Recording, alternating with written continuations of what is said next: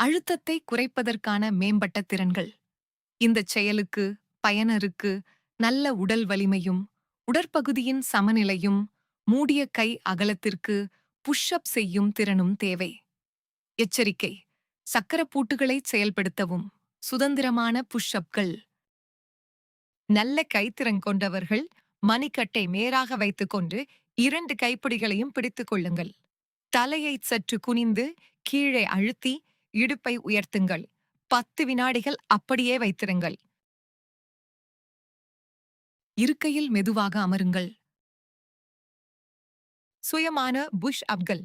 கைகளில் போதிய பலமில்லாதவர்கள் ஒரு கையை தொடையின் அருகில் இருக்கையின் மீது வைத்துக்கொண்டு மறு கையை எதிர்ப்பக்க கைப்பிடியின் மீது வைத்து தலையை சற்று கீழே குனியுங்கள். அழுத்தம் கொடுத்து இடுப்பை உயர்த்துங்கள். 10 வினாடிகள் அப்படியே இருங்கள். மெதுவாக இருக்கையில் அமருங்கள். மேனுவல் வீல்சேர் மூலம் உடல் எடையை மாற்றுதல்.